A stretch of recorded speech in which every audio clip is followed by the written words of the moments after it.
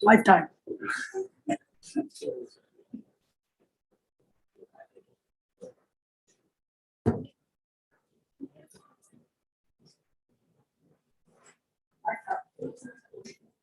Backing out the house. We did that. Backing out the house.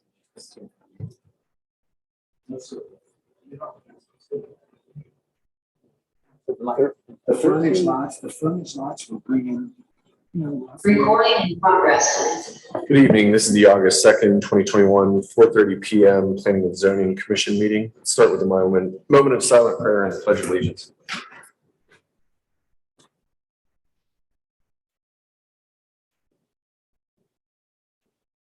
Pledge allegiance to the flag of the United States of America and to the republic for which it stands, one nation, under God, indivisible, with liberty and justice for all. Roll call, please. Mayor St. John. Here. Mr. Gokenhour. Here. Mr. Elliott. Here. Mr. Lawrence. Here. Mr. Ryba. Here. Ms. Miller. Yes. Steve, did you pick me up? I did, Greg. Thank you. Okay. This is a work session. It's planning code revisions and introduction. And I believe we're going to have Commission member Rick Ryba kick us off with the intent. All right, so the intent is, and we started a working session on, or subcommittee on this last year, I believe. 2019. Yeah, it's been a while. Late 2019. Late 2019, to kind of review our zoning code, since there's some things that need to be updated for sure. So we've met numerous times. Mr. Parkinson and I have added a lot of the comments that on the decks that you have. So the intent today is just to start going through it. We won't finish it today, but since it's rather large, but we can start it today, and hopefully we can make it and have some good discussion and try and move forward with the next steps at the end. Well, I was elected to kind of walk us through the page turn, and the idea here is that we'll just go page by page, and where we have changes, we'll explain just generally what those changes are, and when we get to meaty ones, maybe we'll have some discussion on those as to why we felt that these recommendations, and I guess I would call that these are the recommendations of the subcommittee that was created by the commission to look at the code. So we'll couch them as our recommendations for your consideration. And so we'll walk through it. I'm going to take a little different attitude than Mr. Ryba. I am highly anticipative that we will finish this tonight. So it's going to require skipping through some of the trivial stuff to get to the meat. So we're going to start, and we'll start with the cover. It doesn't have a page number. We'll simply update this with all of the elected officials and office holders at the time that this is presented to the commission. So whenever it's decided that this will actually be presented to the commission, we'll get this updated. The table of contents will be updated based on how the document looks once it's finally assembled, and the recommended recommendations are included in there, and all the other stuff that you don't want to see go forward is removed. Once we accept all the changes, the paginations will change a lot and things like that, and we'll get that table of contents fixed up that way. We're going to turn a ways, and we're going to get up to page 6. And this is probably the first of the interesting stuff. It talks about the building height. Oh, I had circled things before that. Okay, so let's talk about that. So if you're reading through the zoning code for the first time, Second time. The second time, or the 20th time, as some of you will be, and you've got changes in addition to what's here, I welcome those.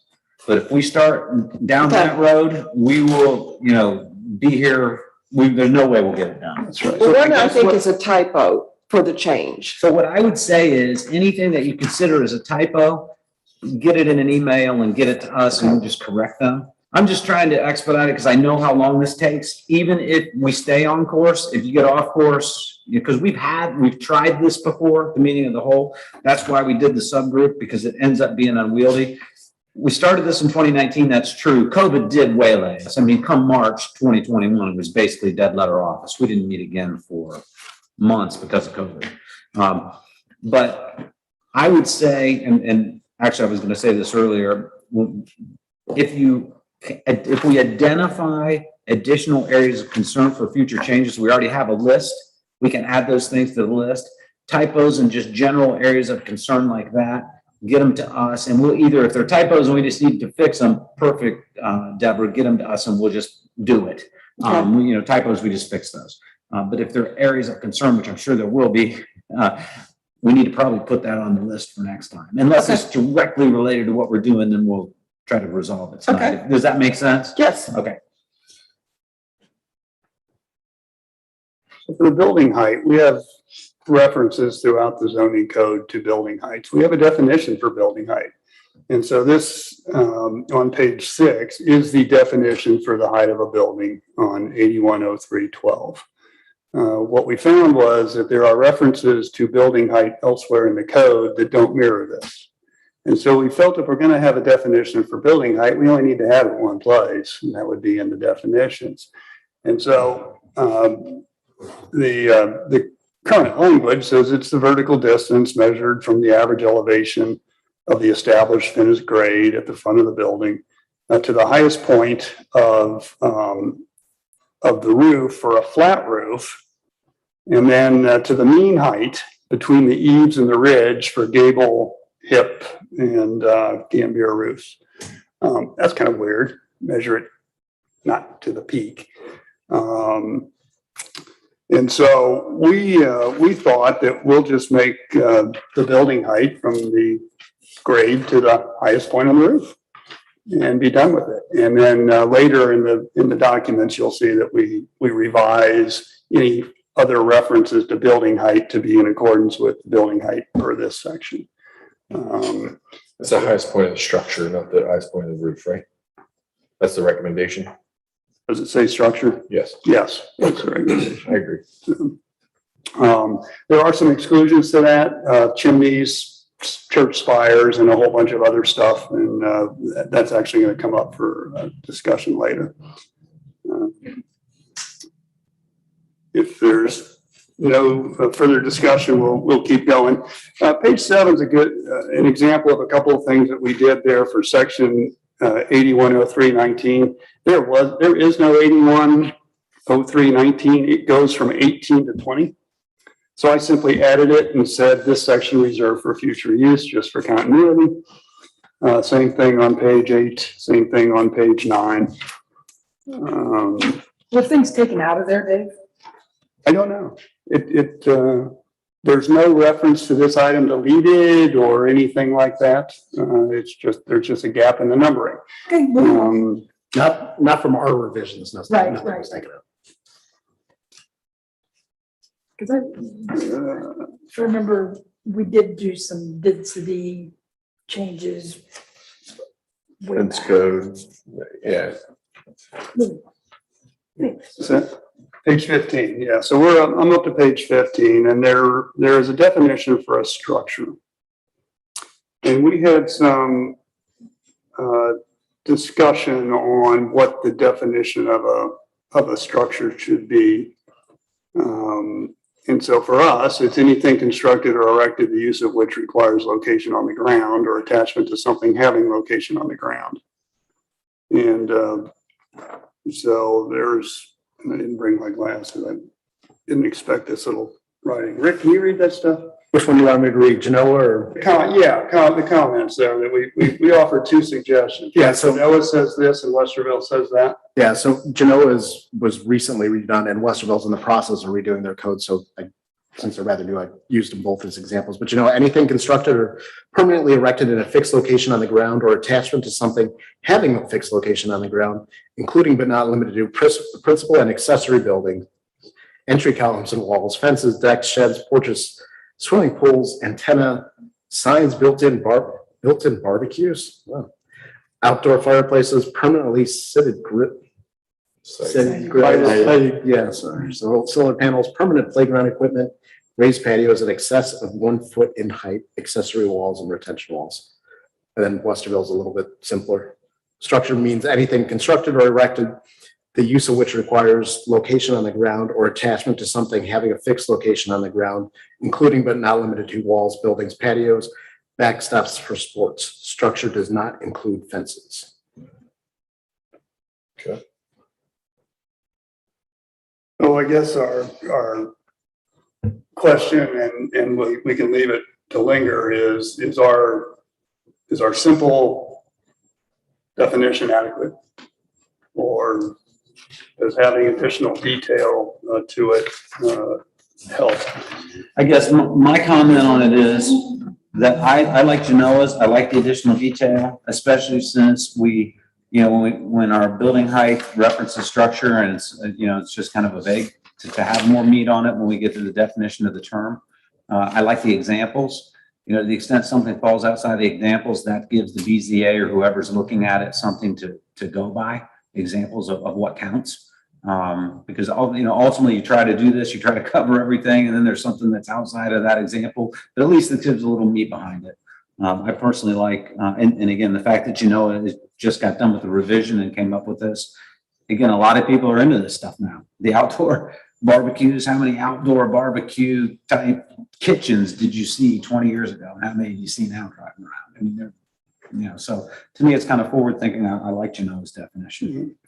And I think we started nibbling at this because there's different references throughout the code to buildings, structures, and there's another third reference that we use. It kind of blended them all together, and it's hard to know what was meant to be what. And so I think we felt a little more embellishment to the term structure, and I think a little more focus to using the word structure as opposed to 2 or 3 different references was also the intent of that as well.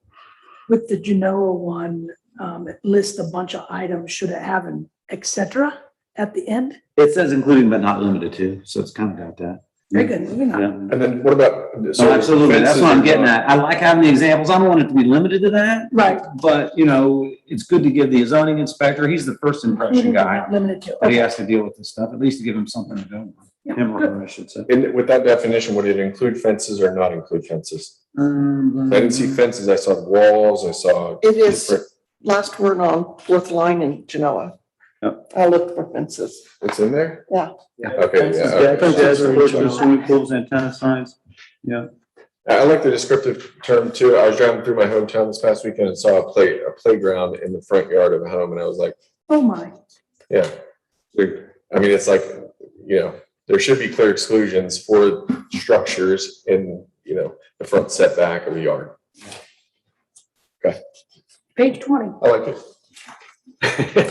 Yes, page 20, we simply cleaned up some what I believe to be redundant type of language on sheds, and defined that the total area means the total floor area. Why, just as a point of reference, why 100 square feet? I mean, how big is that? By 10. So is that the common, or why did the commission at one point pick that number?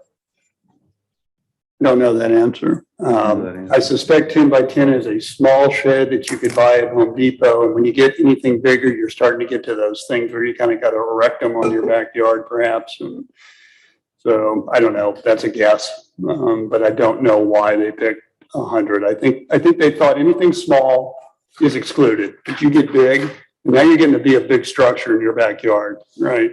Right up to your neighbors. And so maybe we still want to have some, we don't want to exclude those buildings from our code. It's probably true, and it's probably not 10 by 10. It's probably more like 6 by, what's the same square footage? Because as 10 by 10 is huge if it was in my Well, neighborhood. probably whatever you can fit on a trailer, a Yeah. car hole or a trailer, Yeah. those are the sheds you can buy at Home Depot and you can drive them to your house. That's what Yeah. people buy. That's what sells. You get into something where you've got to have a commercial mover move it, all of a sudden you're spending as much money on the moving as you are on the shed, or half as much more, and people won't do that.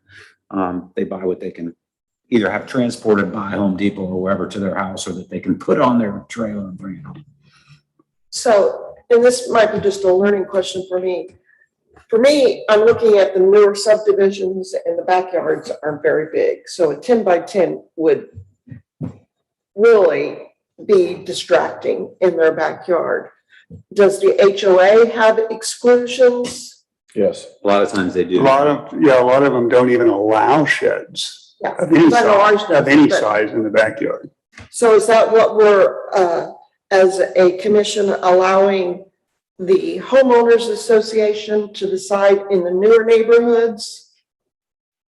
Well, I think in the newer neighborhoods, it's a completely different dynamic because they're trying to fit their market. They should be pros, right? I mean, Pulte is certainly a pro. I mean, they're one of the biggest in the whole country. They're not trying to create issues after the fact. They want these homes to sell. They want them to be popular. They want their subdivisions to have a good reputation.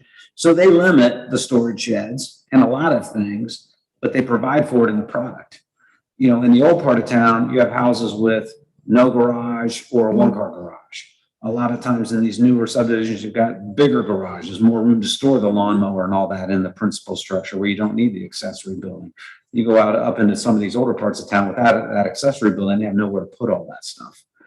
So that's part of it, yes, is that, you know, within their deed restrictions and their HOA, they're going to fit the entirety of the product as it sits on the lot. Accessory buildings, not accessory building structure, storage in the unit itself. They're going to try to fit the market. So yes, we do depend on them. We do kind of defer to them. You know, we're not going to say thou shalt not prohibit accessory buildings in your subdivisions, but if they do, we're also not going to second guess that interpretation and tell them they have to allow it. They come with us and they come to us with what they're going to do, and it's based on their experience in the market. Now, some of the things we do look at are just the HOAs as far as funding to make sure they are funded. We have one HOA in town that's not funded. Sunbury Estates behind McDonald's has no funding. So basically that HOA might as well be non-existent. If you don't have money, what can you do? We make sure they are funded. And we have been somewhat spoiled a little bit in that, you know, the HOAs that have come forward in town, basically it's been Dominion and Pulte.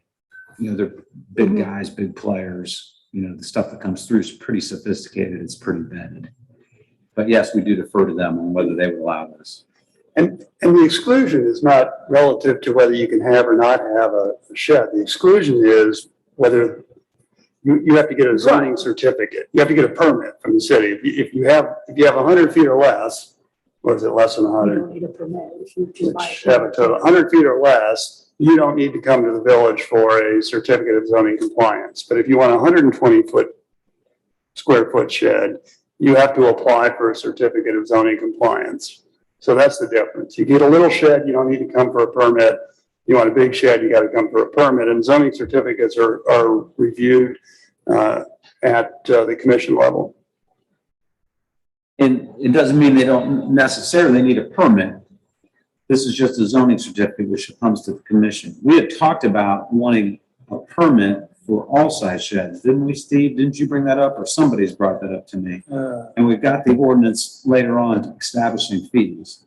The zoning certificate comes to this board. For somebody to come in and say, I'm trying to buy a 10 by 10 shed at Home Depot, it's the regular package shed and all their neighbors have them. And you say, well, that's good. Fill the application in and we'll talk to you in 4 weeks. That's the next commission meeting. You're going to have one very upset resident at that point. Now, to have them have a permit where there's a process where they come in so Steve can look at it and make sure that they're doing it properly, you know, and talk with them about, you know, have you had a survey? Have you located the pins? Do you know where you're putting it? You know, make sure that it's being done properly. That may be a different issue, but this is, as Dave said, I think this provision is talking about, do they need to file for a zoning certificate? Do they need to go through a formal process? So big sheds, yes. Little sheds, no.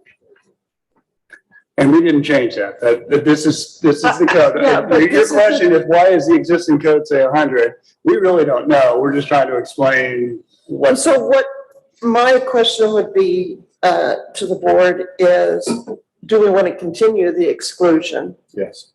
So, and that's where 10 I by was 10 is getting. not very big. It's basically where I'm sitting, 10 by 10. Each one of the squares is 2 foot. So your purse is 10 foot, a little over 10 foot from the wall. Yeah. It's not a very big shed in retrospect. And typically a 10 by 10 shed's only 10 foot tall, because they put an Probably not eight that tall. foot Probably not wall even that. on You probably have to in a duck very to go slow in. rope. Yeah. It's a low slope, Slope. low pitch roof. It's probably 6 foot where you walk in, or 6.5. Yeah. And it probably has a, 20-inch pitch to be it. Probably maybe it's 8 feet. Maybe the ones you see in the parking lot, like It's enough for the mowers, the rakes, the shovels, maybe some gardening stuff, maybe the snow blower. No new neighborhood in the past 6 years that we approved that has allowed any outbuildings anyway. So what we would really be doing if we restricted this is restricting the population who's been here prior to that. And most of those areas have sheds, have the Having ability, sheds, it kind of fits the character of the. Yeah. Like my neighborhood in particular, Sunbury Mills. It'd be weird to have a shed in And the but it newer all has to get neighborhoods. HOA approved as well. But in these old neighborhoods, if you drive around, there's sheds everywhere. a lot of people don't have garages. And that's also a function of the size of the homes too. Some of the homes in the gardens are only 1,000 square feet, 1,100 square feet. They've already converted the garage to living space. They have no room to put that kind of stuff. But those houses have been there for 50 years. So I mean, is there an area of town or a shed that you've seen in particular? That's No, problematic? I was just trying to understand because in my thoughts, what it would say is 100 square feet or less in the old section or a name of a section of the town, which is grandfathered in all the area you're talking about, but all the new area wouldn't have the exclusion except to get for the review, not from the commission, but at least it would go. So if somebody bought a lot. So you don't necessarily want it to come to, because I think we're speaking the No, same I'm not language. wanting it. You don't to need come. it to come here, but you think they should follow a permit with Steve. Yes, Kind of like building a deck. You don't need to see every deck that's being built, but you want the zoning inspector to look at it. yes, Same way with a fence. We didn't have a fence provision before. Well, that can create problems too, because, the most well-intentioned neighbor, the reason they're building that fence a lot of times is they don't get along with that neighbor. And as soon as More they in build the it, they're always new stopped. Who are areas. they gonna call? He's on my property, he's not on my property. That's where we can encourage them. Make sure you talk with the surveyor, mark your points, all those things, which I know Steve does, to try to not have neighborhood disputes over. yeah, and it's more in the new areas than the old areas. So in my mind, it would say something like in the old section or something, whatever the delineation of that area is. What's old? I don't know. There you go. That's why I was saying it usually has a map. You can't define, then you have to define old, Yeah, but it's old and old That's when we changes. get into overlay zoning and all kinds of other things. So I guess again, I would say, because I think we're talking about the same thing. Okay. If they call Steve and they say, if we had a shed permit, which is this ordinance, you're gonna review it in a second, along with your decks, pools, all this. If we wanted to have just a permit for a shed. Okay, that's just updated to the Right, fee but value. if we wanted to add sheds to this, well, there's been that discussion. There's been, right now, they can just bring it in. And they can put it anywhere, so we don't have any chance to talk with them and help them identify problems. If we wanted to have a small shed permit fee for processing the permit, we had an application that he could approve. It's yes, you need a permit for that, but you can come in and get it the same day or the next day. They've got, they're going this weekend to buy it or they've already picked it out and it's being delivered and they're late or it shows up on the truck. And before they place it, they're in touch with Steve and he goes through the process. We could add that. It would then be citywide, but if they came in and they're in one of these subdivisions, first of all, if they're in a subdivision that has deed restrictions, they get a copy of those deed restrictions when they buy the lot. It's in your title insurance commitment, it's in your title insurance. You should get a full copy of that. You should be on notice about those deed restrictions. You're paying HOA dues, so most people should know, or at least on notice, that they're subject to their HOA restrictive covenants. Steve would then tell them, I'm sorry, I can't issue you a permit for a shed there. So it would de facto apply to all the old village, but not the newer subdivisions where they have the deed restrictions. It would apply there too, but they can't have it unless it's permitted by their HOA. Yeah, I just want staff to look at it. That's all I'm looking at. So that's where you probably want it added to this, leave it out of the zoning certificate, which is that whole other, you gotta apply, you gotta pay a fee, it's gotta come here. Again, those even come forward on the newer construction, brand new to council. Yes. We talked about that. So that gets them into a 2.5 month process, which. That's not what I'm yeah, looking at. For the mower shed, we'd have some mad people. So. Okay. Good questions. Yeah. So on page 21, the code currently does not provide for a deadline for submitting an application for a zoning certificate. They can legally submit it the day before the day of the meeting, and request for it to be heard at that meeting that night. And so I won't say most, the ones that I deal with the most, I'll say it that way, have a deadline that is in their regulations or in their code. It says that applications shall be submitted, and it's usually a month prior or 4 weeks prior or maybe 3 weeks prior to the meeting date. And if you're a day late, we don't hear you that month. You come in the next month. And that gives the engineer and the zoning officers ample time to review the application, provide comments back to the applicant before the meeting, so that we don't all go to the meeting and have all these comments unresolved and things of that nature. But when they submit it a week before, or in some cases even just 2 weeks before, it's hard to get all that done before the meeting and provide you with our reports that we provide you with to kind of help you guide you through the review in a timely manner. I mean, I can get them loaded up Monday morning, but you guys can't review them, or, don't likely have a chance to review them before your meeting.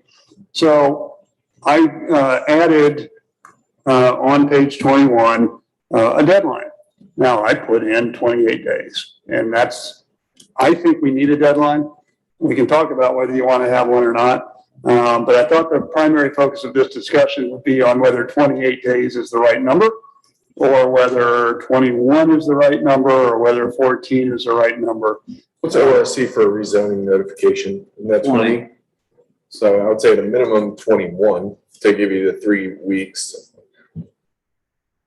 And I mean, more time for better review is great. I mean, I'm totally in support of that. Who do we exclude? Who do we upset because we move it back? You know what, 28. but everyone else has it. That's the thing. I mean, like Genoa's was very similar. If you didn't submit it, you weren't on the next agenda. Okay. It was just went that way. Yeah. Developers had to deal with it. So you would prefer a 21 to be more in line with our zoning kind of thing? Well, what are now that you bring up the other municipalities or townships, what do they say? Well, I think Liberty is, it's a month. Might be I forget, I think they meet on the 4th Thursday, and it has to be in the first Monday of the month or something. 28 days. Yeah. Way out of the realm of possibility. Is 21 too low? Neither. They're both right in the realm of reasonableness. So it could be 21 or 28, and it's not a. Right. And the only people it catches is the first ones. But we're going to be talking about this and having public hearings, and so it should be out there. It should not catch anybody by surprise. Agree. I mean, does anybody have a problem with if we say 28 days? Put the recommendation to the engineer. I actually like that because I was thinking of the months like December and November where there's all those holidays in it. Yep, I echo that. 28 days is, to me, is the right number because of months where there are, just think about even November, right? Or I'm sorry, February. So I think you need at least the 28 days. Yeah, the only time thank you, Greg. The only time it's maybe an issue, and we don't do this too often, is where we move our meeting to the week before. And a lot of times we don't move our meeting to the week before, we move it to the week after, and it's for that reason. If we move it a week early, then everyone gets caught by surprise, and even if we don't have a deadline, it's hard for them to make the submittal in time. So we almost always, if we have a conflict with a meeting date because of a holiday or something, we almost always push it back a week, not forward a week. By pushing it back a week, that would actually extend the deadline another week forward. So I don't think anyone would have issue with things like that. That won't put the next month into jeopardy, right? So if you go to the fifth, I think what you're saying is if you had your meeting on the 5th Monday, when it was really supposed to be the 4th Monday, the following month, we're not going to be in jeopardy of hitting that. No, because that deadline is the same, whatever it would have been based 4 weeks prior to that meeting. Yeah. All right, I'm good with it. Yeah. Okay. All right, good. We'll keep Anybody else? that. Good. Just one comment on that. It was actually really nice for last meeting to have the time to review everything, because that was a lot of information to review for the last meeting. So it was nice having it. Agreed. Yeah. Yeah.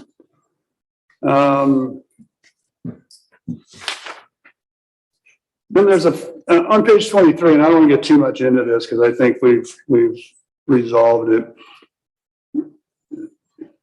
Sprinkled throughout the code, we have from time to time an actual fee stipulated right in the code.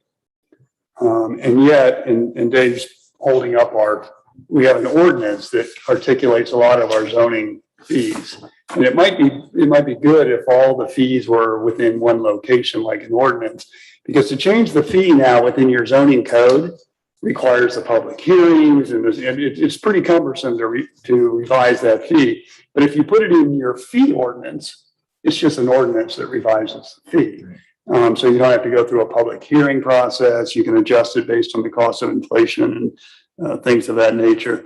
So on page 23, I revised the fee from $75, and I said in the amount set forth elsewhere in the code or other applicable ordinances. What I don't know is if I set that $75 actually in the proposed zoning ordinance, because I didn't actually propose any new fees in that ordinance. I only proposed upgrading the fees. So I'm not sure how we may or may not want to address this, if we just leave those numbers in for now and be done with it until we can figure out how to better do it. Yeah, I like the concept where you're referencing zoning fee schedule, or the ordinance, and we have a separate. I think we need to incorporate it into whatever legislation would be up for council approval. It makes a lot of sense to me. Okay. I actually like it a lot. That's what I did at Powell. We actually had a fee schedule book, and it had every fee. So not only was it the planning and zoning, it had the police fees, renting, everything. So it was all encompassing in one spot. And we sent it to, made the changes at the same time we did the budget, but it was 30 days in front of the budget, so that it was approved. And then when you did your budget, the new numbers were already incorporated in it. We haven't gotten there yet, But I like this concept. As we grow from our village to our city status, it might be something that we take on. Yeah. It's the term elsewhere. I'll just circle it for someone to note, fill in the blank, whatever we're going to call it in the future, to reference elsewhere is like, hey, go find it. Right.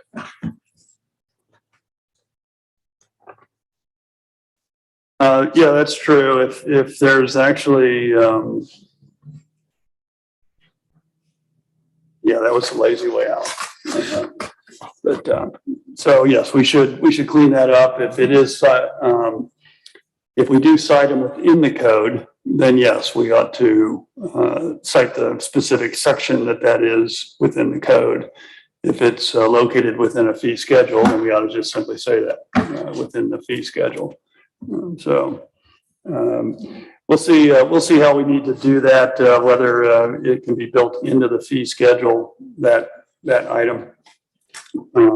Okay, so on page 31, and this is where, this is something, I don't know if it happened after the fact, but so there's highlighted the Sunbury Planning and Zoning Commission. There is one created, and it's comprised of this, and a quorum is that. That all changed with the charter. And so I did not, I don't believe, go through here and revise this to reflect the charter. And so the question was, should we update this today to incorporate so that this reflects the requirements or this the requirements of the charter. I'll come up with that language on that one.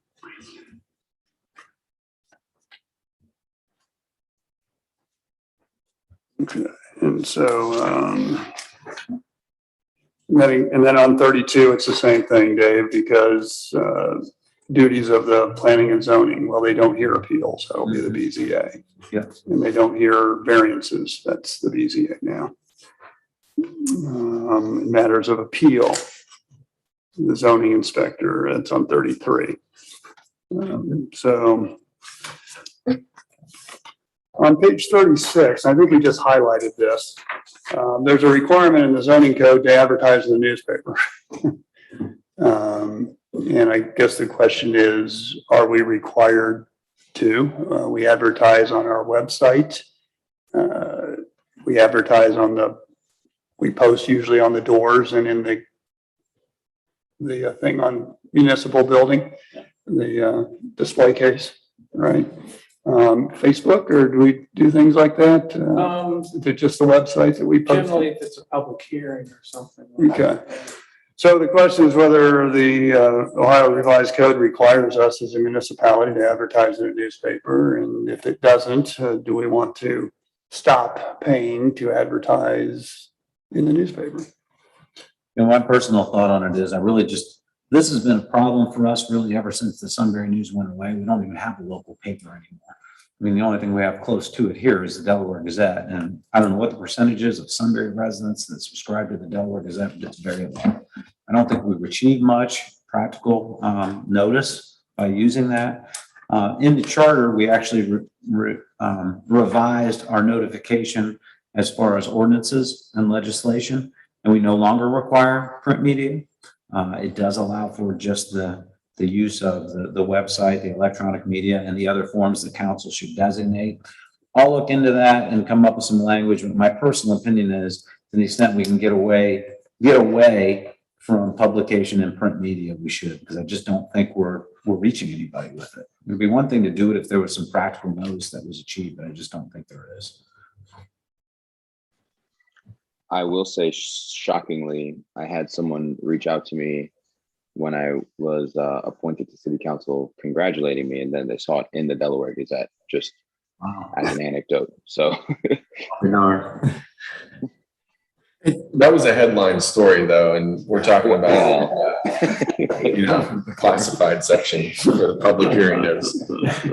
Greg, I saw it on their Twitter for the Delaware Gazette. That's how I saw it. Oh, maybe that's what it was. So Twitter too. I'll take a harder look at that. So on page 37, under public hearing by Sunbury Council, we simply kind of embellish that to be, I think, clearer in what the requirements are. The original language said that council would schedule a public hearing. Well, to me, that would mean that council could get together and say, okay, we're going to schedule the public hearing for 2033. It didn't say that they had to hold it, so I changed it to say that they're actually going to hold a public hearing.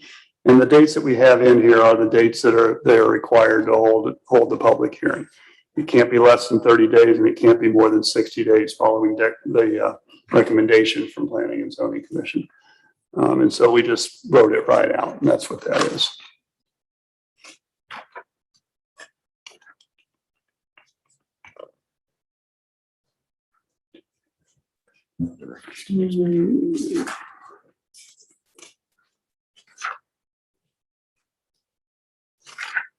There's a lot of cleanup with planning and zoning versus ECA.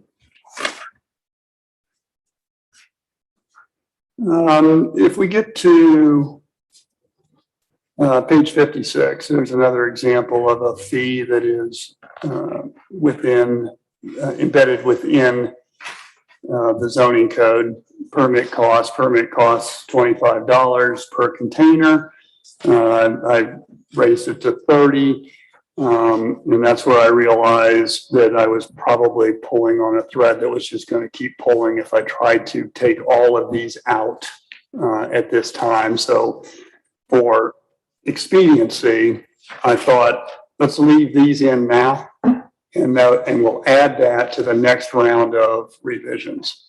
And so you all can tell me if you want me to revisit this, think about that.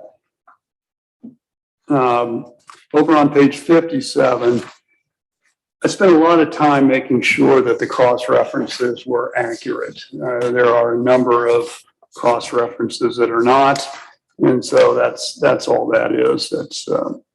That's correcting those cross references.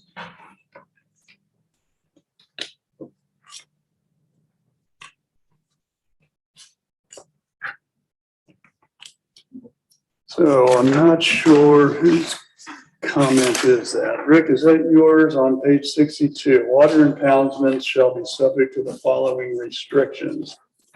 Then there's a comment that says, should have a fully engineered plan. I think that's one of the ones I put in when we were just reviewing it, that you mentioned it should have an engineering plan. Just for Plan, and I was taking discussion. notes. Okay. Number 4 on there. Oh, you added it as number 4. Yep. Should have fully engineered plans.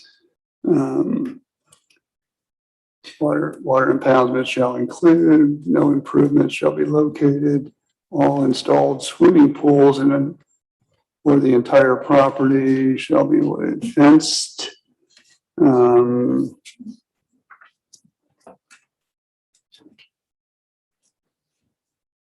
Is a fully engineered plan a technical term?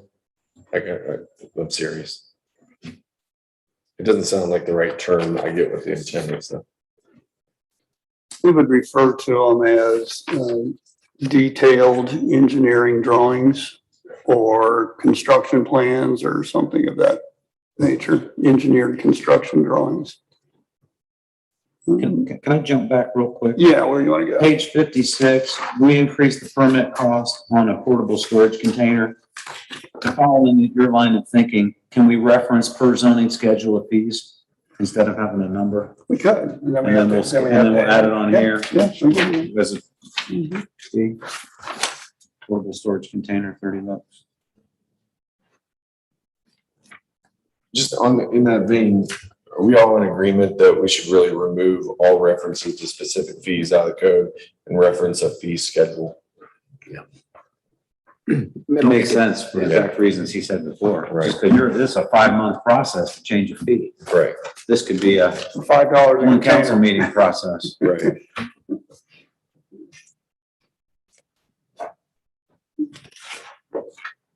And what we can't control is our administrative time to deal with something. If all of a sudden something becomes 3 times as tedious from an administrative perspective, for matters outside of our control, we got to be able to react to that. We don't want 5 months to do it. Right.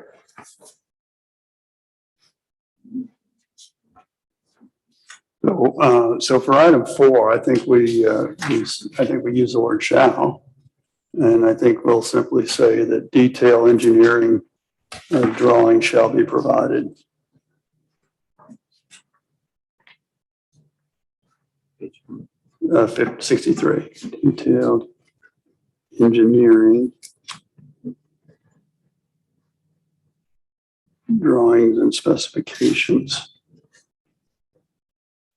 shall be provided. Is that the intent, Rick? Yes. You want to see these things. Okay. All right.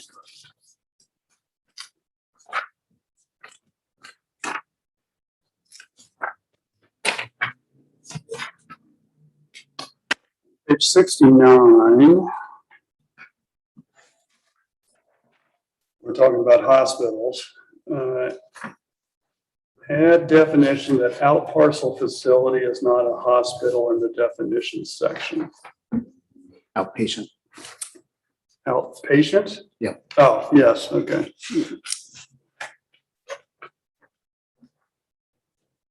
So that means we have to go, did you write that in the definitions? I think we have one. Says hospital, unless otherwise specified, the term hospital should be deemed to include sanitarium, Page 10. sanatorium. What's the difference? Okay. There is actually a difference. I looked it up. We changed it. Sanitarium, what's in there now is terium, T-A-R, and Tori. sanatorium. And sanatorium, did you remember what it was? No. Okay, it doesn't matter. Preventorium, clinic, rest home, nursing home, complex, normal, or any of the places for the diagnosis, treatment, or other care of ailments, and shall be deemed to be limited to places for the diagnosis, treatment, or other care of human animals with room, board, and or overnight facilities on the premises. So outpatient would generally not be included in it wouldn't have overnight facilities. We could add words to be clear, and Yeah. shall not But include, that's what he wants to have. and not include outpatient facilities. Yes. Which we Okay, you want it, we just need a definition for it. Which I'll add that. Right, because these outpatient places are not on 5 acres, that's for sure. right, yeah, they won't be able to build, anything in the lots I've seen. So we did that. Okay. On page 70, there's a reference to the official schedule of district regulations. And that district regulations shall be set forth in the official schedule of district regulations hereby adopted and declared to be a part of this ordinance. The next one says, the official schedule of district regulations shall be identified by the signature of the mayor. I have yet to find anyone that can tell me what an official schedule of district regulations is. I've never seen one. I've never had it brought up. Are you thinking like an architectural overlay or like a historic type overlay district with regulations? I don't understand the context.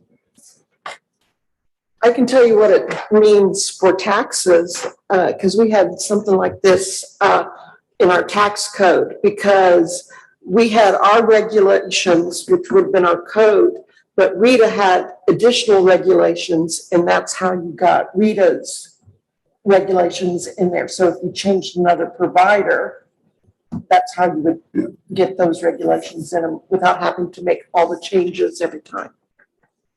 So the section, and you're kind of spot on there.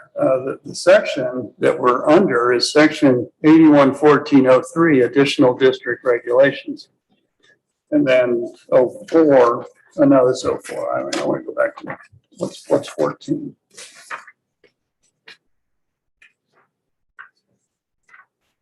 So 14 is district regulations. So 8114 simply says district regulations, and there's different headings. And then we get to this 04, which is the official schedule of district regulations. And I mean, we don't have to do anything with this. It hasn't been a problem to date. We can leave it in. Let's just move on. I just raised it because I just wondered if anybody knew what it was. And if we did, I'd like to have a copy so I can know what it is I'm maybe should be looking at. But so I don't want to belabor that much anymore, because like I say, in the absence of a problem, we just leave it as it is, and we'll add it to our list of things to further consider moving forward. I just don't know. I don't know what it is. I mean, it It'll be predates me. you Would it be know. like Delco maybe? Yeah. Or, Delco is relatively new to us, so Yeah, I don't know. The only thing we did when we sold to Delco was we went through and removed everything in our ordinances having to deal with being in the water business, basically. that would adopt their regulations. If they're servicing Oh, and building in Sunbury. so there's a schedule that would have the different regulations that apply, and we could reference in that schedule Delco. So I'd say why don't we leave it for now and just kind of keep our That's what I mind. think it Yeah, is. just leave it and then it's there if we need it. Delco's never asked us, to my knowledge, well, I'll have to take that back. I have to look because that's been a while ago. It was like 05. They may have had us do something in the legislation where we sold to them, basically brush stroking our residents that thou shalt comply with Mhm. the regulations of the new service provider. I can't remember. And maybe that ties in with this. Okay, well, that gets me closer to something that makes sense, so. So on page 71, we went from 8114, 05 directly to 811501. There was no new chapter, so I created a new chapter and called it 8115 zoning districts. And then everything else sort of remains the same. On page 73, we start our building height limitations again, and that is revised. That simply says that no building height in this district shall exceed 35 feet. And we left it at that. And then, of course, the building height is defined in our definitions now. So we took out all the stuff that talked about how you measure the building height. And then there are exclusions from the building height.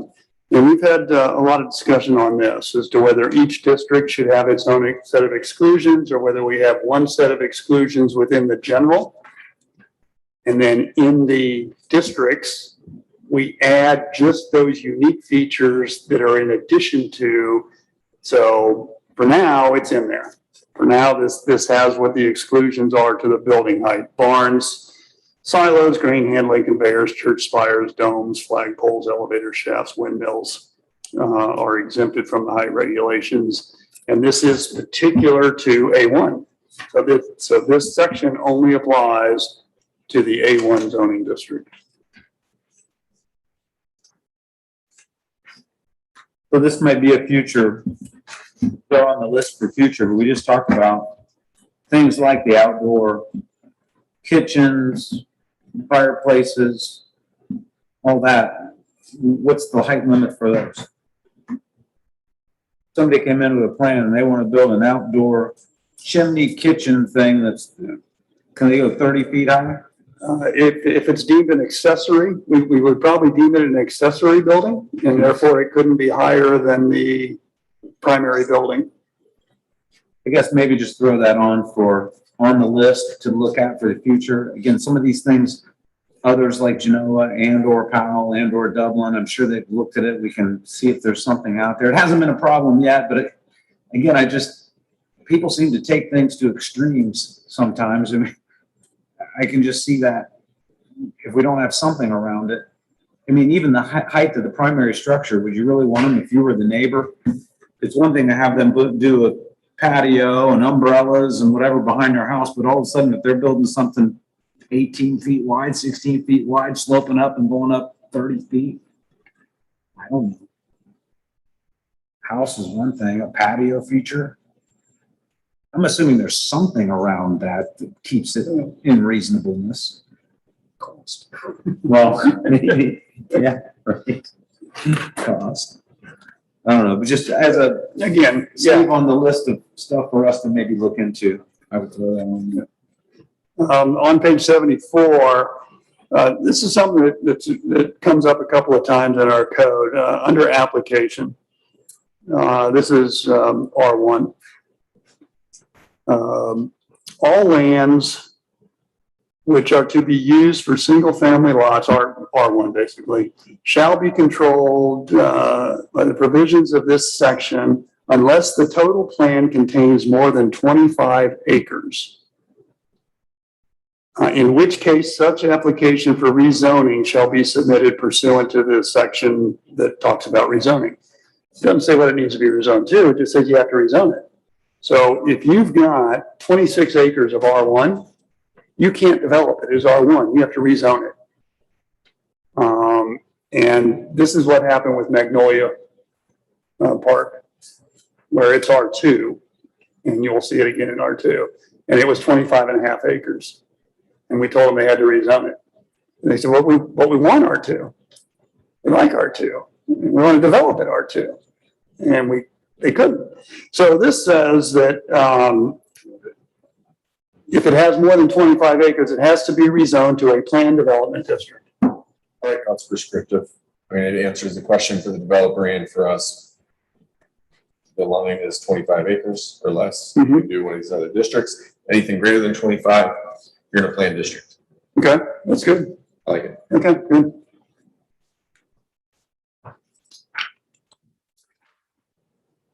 Page 76, the building height thing again. Page 78, same thing with R2. And we say we added to a plan, it'd be rezoned to anything more than 25 acres will be rezoned to a planned development district. Page 79 is the building height thing again. On page 80, so we're in the low density residential district now, R2. We added under the development standards. There's lot area, lot frontage, et cetera, et cetera. Make sure I get this right. Yeah, under development standards, all lands and uses within the low density residential district R2 shall be developed in strict accordance with the standards herein. We added the very last one at the bottom of page 80, multi-use trails. Multi-use trails shall be included within the design and layout of all developments in accordance with. And that reference there, I've added a new section for design details for trails. And we'll get to that later. Any objection to adding the requirement that residential developments provide for trails? No. So far, we've gotten them out of the good graces of the developers, but I don't want to always leave it to them. Okay, good. do we get into any more detail under PRD on trails? Did we do the same? I mean, was it the same simple? I believe I put it in there as well. And then again, if we go to 81-16-25, if I knew where to find that, that's in the general, which is applicable to all. There's some details on multi-use trails, how wide they need to be and composition, thickness, et cetera, and stuff like that. So on 82, I added the same thing to a planned development for anything more than 25 acres. 84 is building heights again. I'm going to get to punt now. I get to stop talking. I'm on page 85. And 85 is R4, which is 81-1505 multifamily residence district. And I'm going to yield the floor to Rick, who has great passion for this section. And a lot of this is his good work. And so, Rick, all yours, bud. All right, thanks. And if you can tell, I have a lot of strike throughs on this. So I was going back and forth trying to figure out what works best for multifamily and excuse me. And just to set this up a little more, this is R4. So this is straight zoned multifamily. Yep. Right now, there's only one piece of undeveloped R4 in the village that sits, it's an odd shaped piece, but it basically sits, it's in the Foreman property between the triangle of Cheshire Road and 37, kind of behind where, I guess it was Dr. Hum's brick building was there. As you're going down Kentner Parkway, extended that direction, there's the brick building on the left, and then Dr. Dittenberg's on the right, or was Dr. Dittenberg, the optometrist. Kind of back in there, there's roughly 12 acres it was zoned who knows how long ago. I mean, this is Ted Foreman days. This would have been back 70s when the code was first enacted. And it kind of sits there. It's a weird shape. They want to move it around because they have a bunch of land holdings there. And we've said, whatever you have, and we'll work with you to move it around to the best location. But that's the only incident of it, straight zoning. Most of the stuff that's multifamily that comes before us now is planned. The DRK that you just heard was a planned residential district. The apartments behind Kroger were all part of that planned district where it had pods of commercial, multifamily, and residential. But we are talking about straight R4. And it'll tie into the others as well, but I just want to make sure they understood what we're talking about. Sorry about that. Go ahead. No, it's quite all right.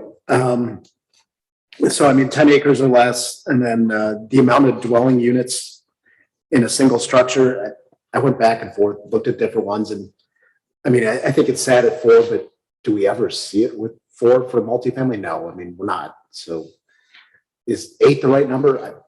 I don't even know. I think that's the number I ended up sitting on, because I think I had it 6 before that. So I just trying to go back and forth with the number, what makes sense. And I don't even know if we're gonna see 8. But is that the right number? That's kind of what I settled on. Anyone else have any thoughts on it? I think the DRK density over the whole, as it says in here, the DRK had 24 units in a building, but the density was 11, 11.1. Again, that's 3 stories. So to Rick's point, generally when the people are coming in here, is it Lifestyles? Who's behind Kroger? Champion. Champion, thank you. When Champion came in, that was 144 units, and I think that was roughly a 10-acre piece, 10 to 12, if memory serves me right. But again, back to Rick's point, it wasn't 8. It was probably more the 12 unit per acre, but that was submitted as a part of the whole plan for Sunbury Mills over that whole development, including that piece and all the residential. They donated, there was 21 acres, 21.5 acres or so they donated as a park where GRE now sits, and the park features behind it. That was all part of that. The density for the whole thing was 3. I don't mean to interrupt, but this point is talking about how many units can be in a dwelling unit, or how many apartments can be in a dwelling unit. So it's Okay, saying, right. and that, So I don't have an opinion on that, but Champion definitely has more than 8 units in it. that's true. And you're right, I'm talking density. Especially, I mean, some of the front buildings, I want to say have to be very close to 8 right now. Those are probably some of our nicest looking apartments in the village. I mean, another way to look at it is if you have a lot of them together in one and you require more open space, is that a better way to go with it? And there's different ways to look at it. That's kind of what I was thinking is like, do we just want to remove this? Because I have a feeling it's a hard box to fit somebody in. I mean, we're talking about a 10-acre plot, and then you're saying, okay, we can't have any more than our current code says 4.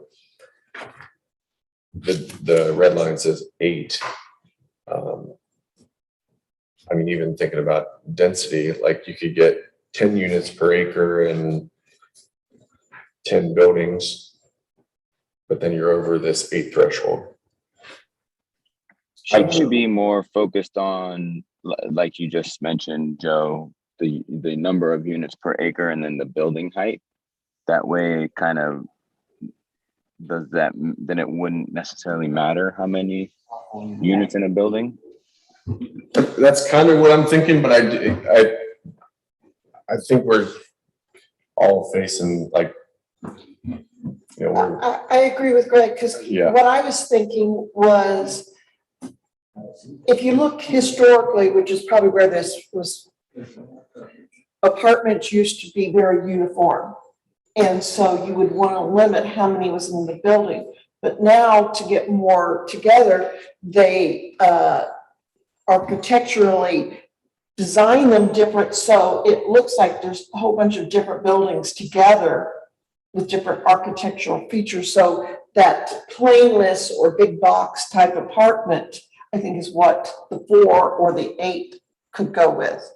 But if you go to the density, I think is a better, as long as on the design side, they architecturally divide it up. And additionally, could we add, and I don't know, just a thought, a minimum and maybe even a maximum square footage of each unit? We have that We have that later in the ordinance. Okay. So I think that limits them to how many then units per building they're gonna have, right? that kind of triangulates what they can put into one single building. Okay, so if you think of the envelope, you've got the lot size, you've got the building height parameter, and then if you put the density around it, I don't know that we need to add an additional restriction around the number of units within that one building, because what I think will happen is you're going to end up creating spaces between buildings that barely meet fire code, and where those could have been one building potentially and freed up open space. That's what I think will happen. So I guess I just wanted to throw it out there. I think we may want to eliminate the max number of apartments or dwelling units per building and keep the other restrictions in place. So following that thought through, to do that, 3B, you would strike out from provided, however,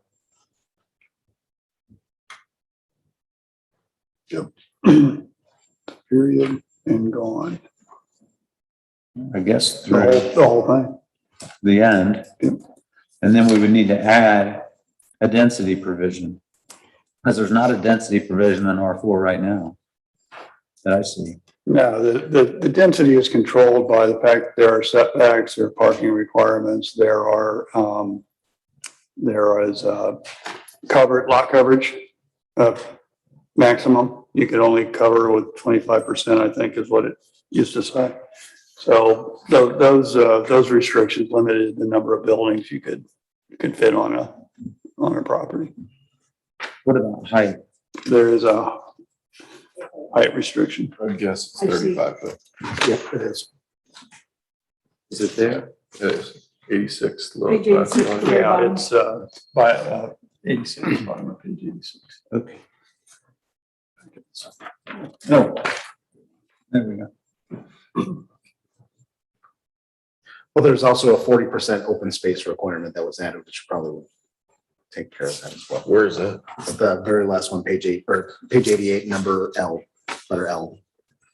Does a 35-foot high building get them a 3-story apartment building? No. Probably not unless it's sunk in the ground. It does not get you a 3-story building to the peak, Mhm. but DRK, their 35 is right at the midpoint, which is one of the things they required. In their application was that, no, their application confirmed that our definition is Right. to the midpoint Right. and not the peak. Right. So they're okay. Based that on the it's- way it is now. Yeah, exactly.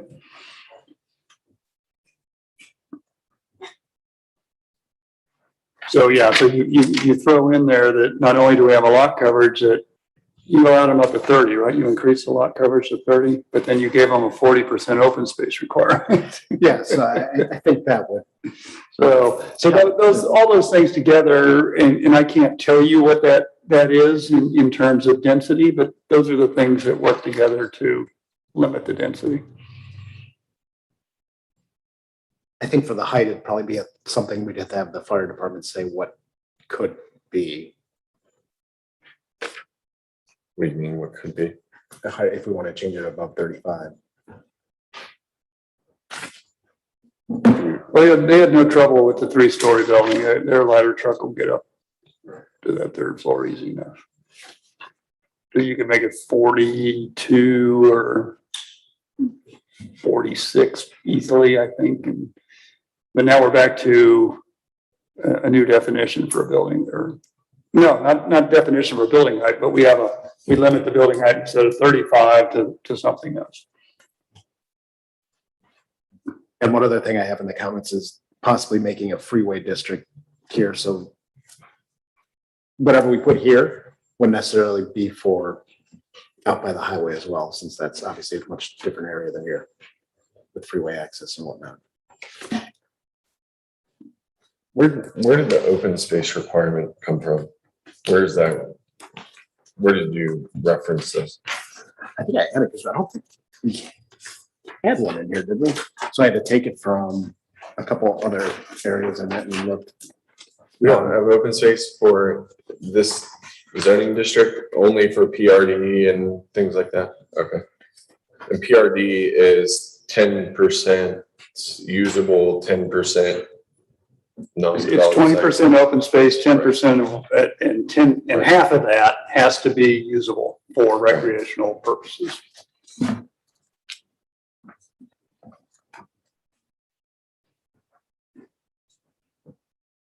Did you reference any other municipalities, I guess is what I'm saying, or was this number just thrown in there? I think that number was thrown in there. Okay.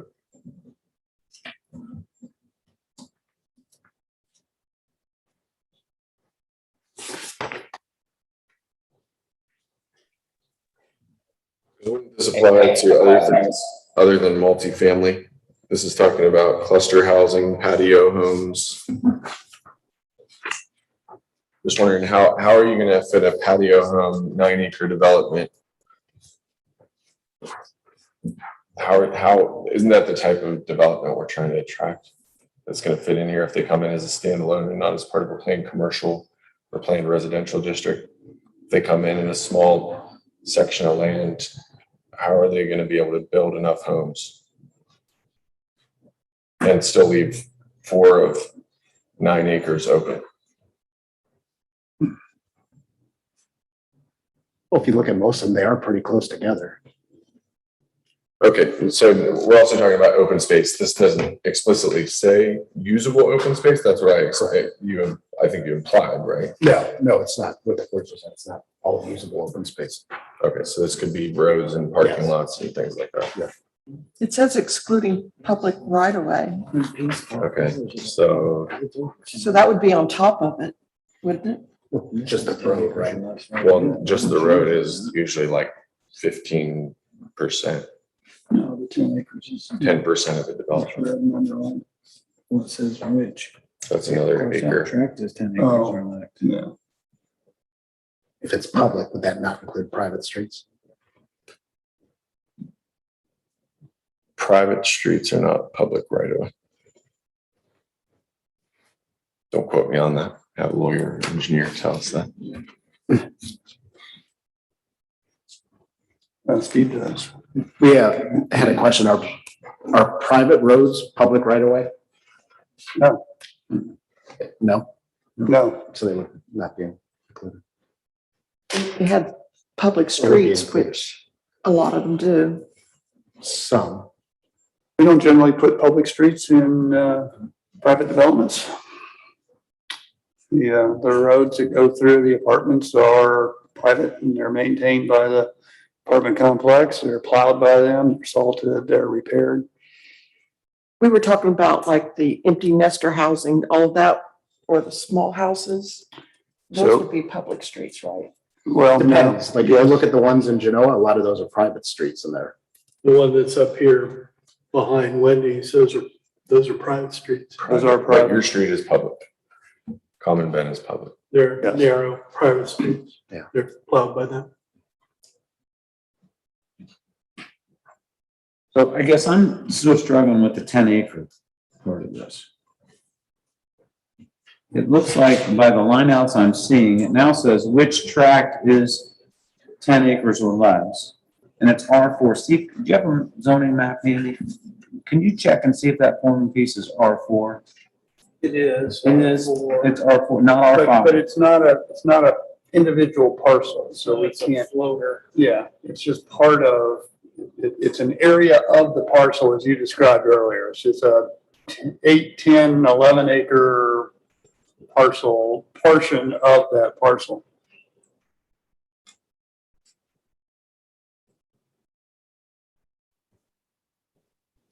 And we're gonna change it to all lands under Sunbury zoning which are to be used for multifamily or apartments development shall be 10 acres or less.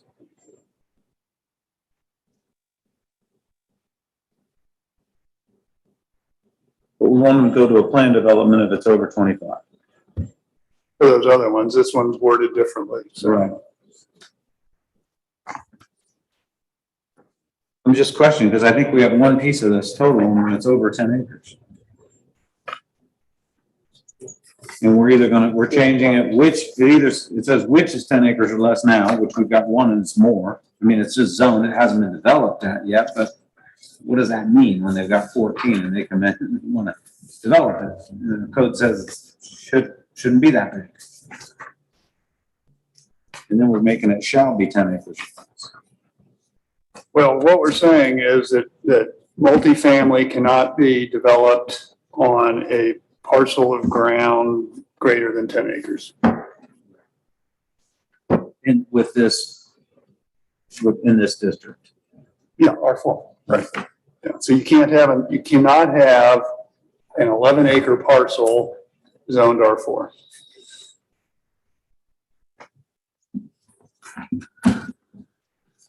And how much is the Foreman piece? Did we concede with that? Well, the Foreman piece, the tract is probably 30 to 50 acres, but the portion that is zoned, it's on your, It's on the if zone. we were in the municipal building, I think you wrote it on the map, right? Yeah, Was kind it of an estimate of what. 8.8, 9.8, Oh, it's less than 11.1? 10. It's real close. Okay, all right then. I thought, for some reason it was in my mind, it was like 12 or 13. Yeah, it Maybe bounces it's not. around, whether you include the little commercial part up on this, yeah, it's weird. Okay.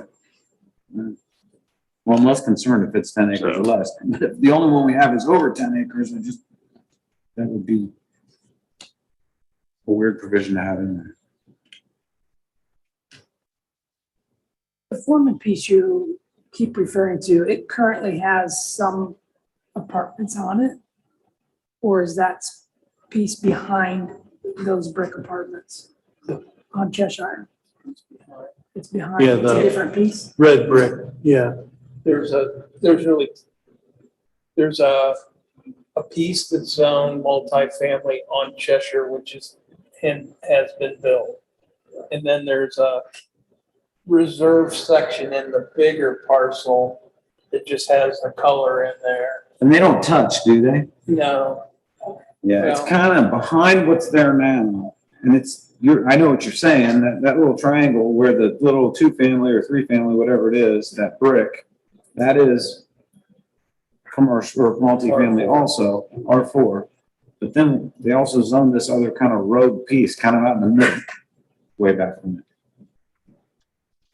We basically told them, that's fine, you have that much, it's zoned. We're willing to consider, when you consider developing the whole thing, moving it, relocating it so it makes sense with the rest of what you're developing out there. We got a lot of people come and talk about it, but the reality is we don't really have the septic out there, the sewer out there. So that kind of, everybody pumps the brakes when they get to that part of, there, he's got it right there, Joe, that's the picture. Okay, I see it there. The 2 orange pieces, yeah. Yeah, so that's the 4-unit brick apartment on Cheshire. And then this is really an undefined area that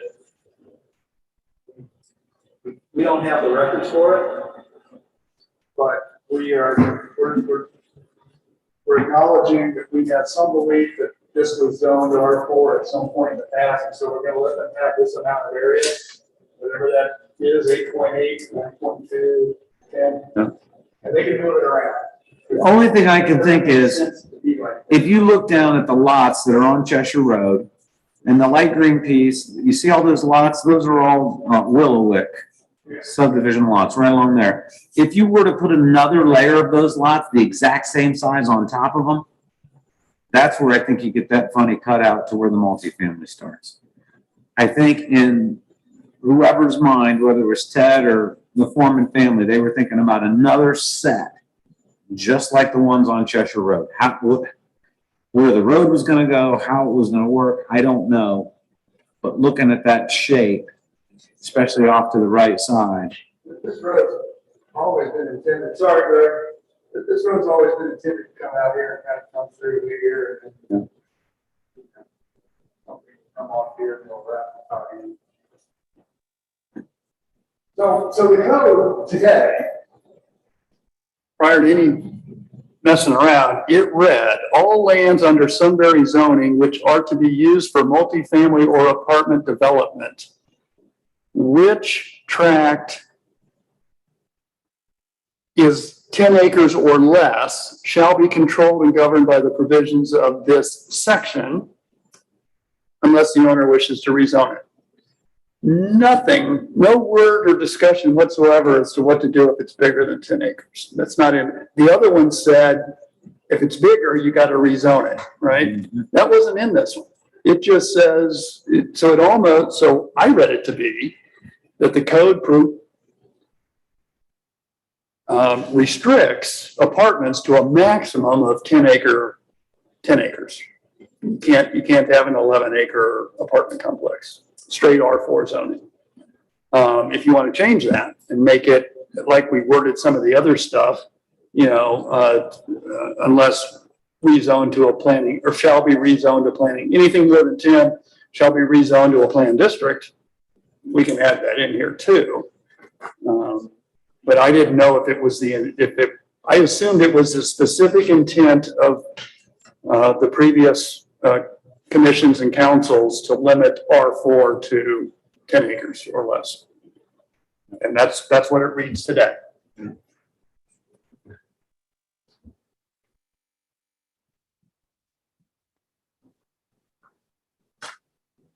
Which is probably one of the reasons you don't have an R4. There's I would definitely reference that it needs to be part of a planned district if it's, planned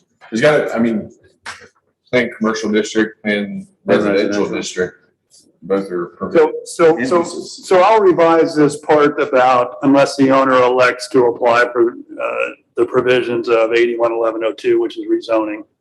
I'll just simply say that shall be larger than 10 shall be rezoned to a planned district.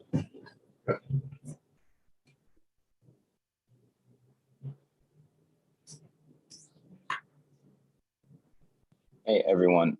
Sorry, I have a hard stop coming up here. Am I needed to have this meeting continue? Oh, you're good, Greg. Thank you. Okay.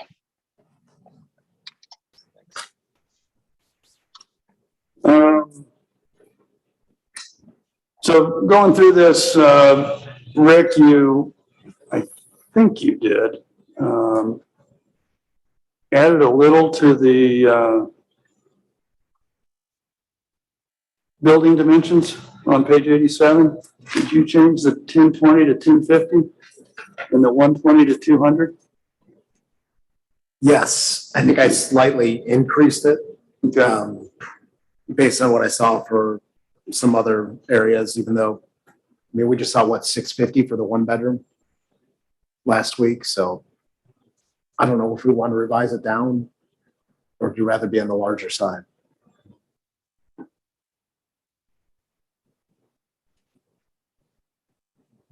That 650 is what the RKs were? Or 1-bedrooms, yeah, 6. And then 9 something were the 2-bedrooms. I think in there. Maybe we could revise it down and just add at least 200 square feet per room. What's the intent? To first of all, I don't think we have an appetite for micro lofts or anything like that at this point in Sunbury. I haven't heard that we do. Those little 200 or 300 square foot living areas. I think they started doing them downtown. Yeah. It's a very, very small, narrow living space. Like as a loft bed type of thing. It's Yeah. very small, very narrow. I'm trying to think what my first college apartment was. It was 2-bedroom and it felt small. It was small. I don't think it was 1,000 square foot. Maybe it was. Our first house was 1,200 square feet and it felt huge after going from an apartment. 200 square feet for a room is not that large anymore. 200 square feet for a room is not that large. My thought on this whole thing with multifamily and this whole concept is, I feel lost. I feel like I'm wading around, treading water and something I know nothing about. And I hate it when developers come in here and they look at you and they say, you know what? We've built 200,000 units in Central Ohio. We know what we're doing. Your code is just not right. And I don't have a response to that because I don't have the knowledge to be able to say, no, you're not right. Because what you're doing isn't always right, and here's why it's not right.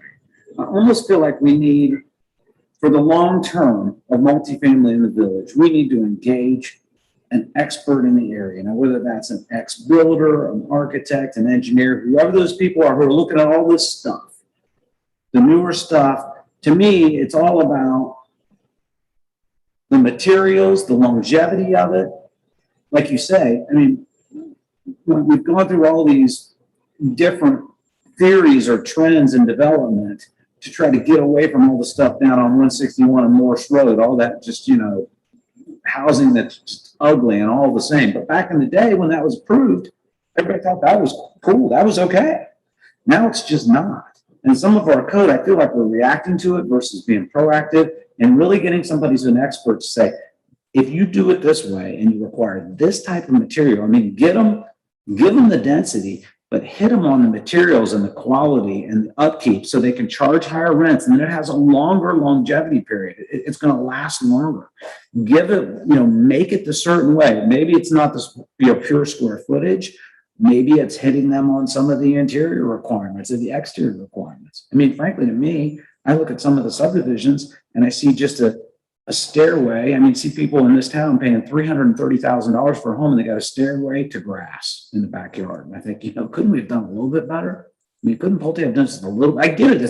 It's an upgrade maybe, but couldn't there at least be a, you know, what do they do? Sit in their wet grass? I mean, can't there at least be a, you know, a slab of whatever concrete out there for those people to sit in their backyard at a minimum? You know, those are the type of things that I don't know, but you know, there are people out there that know. We just need to get to them and help us write our code in a way to where we do, when we are accepting multifamily, we're putting a level on it that's a stamp. And again, I give credit to Rick because he spent the time going through Genoa, and I know that's the intent of it. But I don't think Genoa is necessarily the multifamily expert because they don't like it. Don't allow it. So, you know, if we're going to allow it, which again, we're different, you know, a municipality is different than a township. You know, people are going to want to come here because of our zoning, because of our municipal facilities. I mean, we are a city. I mean, we're designed to be platted. We're designed to be higher density. That's the way it works. We have our own police force. We have an income tax. Out in the townships, they're relying on the county sheriffs and they don't have an income tax. And it's going to hurt Delaware County someday when this all catches up. We're sewering everything and we're building everything as though it's a municipal subdivision. It's not. It's a township. And that's, to Genoa's credit, they really should not be in the apartment business because they're a township. They should be out. It should be rural. It should be big. It should be beautiful. It should be open. And that's what people are moving there for. They should pay for it and it should be run accordingly. But you get here, you know, there's a lot of people that need a place to live. They need that starter apartment. I don't love apartments. What I hate are the apartments that are trashy and terrible. And again, some of that we're stuck with. Some of them moving forward, what's behind Kroger, I don't know what that's going to look like in 30 years. It looks great now. I mean, it's fully built out. There's great people in there. You can tell they're nice people, nice family. It's not trashy. Our police say it's not a problem. They are not a problem. Now, what keeps that up? I'd sure like a consultant to tell me. But I think that part of our multifamily, and I get it where we are now, we haven't done a bunch of sweeping changes to it like we didn't do. When we do a freeway district, which Rick mentioned, I think is a great idea. That's where I think we need somebody to get on it and tell us, is DRK right? Is really that the only way to do it? Or, you know, are there areas that even they can improve on, but they're not going to tell us that. They know there are other things they could do out there, but they're not going to tell us what those things are. In that case, it is what it is. But when they start coming back into town, which right now we don't have anybody coming back into town except Vince Romanelli wants to put apartments right by Dittenberg's on the back half of that field. Joe knows about it. Some of you already know about it. But he's not going to be the last one. Champion wanted to come in up by the schools, between 37 and the schools. They wanted to build an access road up by that so they didn't have to go through the industrial park. You know, maybe that's a compelling argument for another access. We listened, but they wanted 400 more apartments. And we patted them on the back after Blackhawk went to a referendum and said, guys, we think you better go away. That is not going to fly. Based on what our neighbors just did 2 miles up the road. It's not going to happen. And we don't waste your time. I mean, we just don't think the appetite's there for it. And so they went away. But eventually, as we continue to grow, when we go to 6,500 people to 16,500 people, to not think some of it within Old Sunbury is going to be multifamily it's just short-sighted. It's definitely not be. And we need to be in front of it in a way that it's nice and it has the open space. It has the features. You had mentioned playground equipment. They say they don't need playground equipment. Okay. Are all apartment buildings? There's got to be some apartment buildings somewhere, some product where there will be kids. And what do those kids do? It's fine when it's a GRE and they can go right across the street, but not everybody's going to be right next to an elementary school. So I don't know. That's just my thought. Is really on some of this stuff, we need a hard focus and some really expert advice and a deep dive into what's multifamily look like, what's best for you all. And then you guys have the weigh in on anything that comes in that's developed that way. What's our percentage of multifamily? That's also bothering me. You know, what should it be? You know, when Champion came in and they wanted to do another 400 units, I think we did some, soft math on it. And we thought 400 units. I think we were at what? How many units are we now, housing units in Sunbury, to reach our 6,500? I'll pull it up.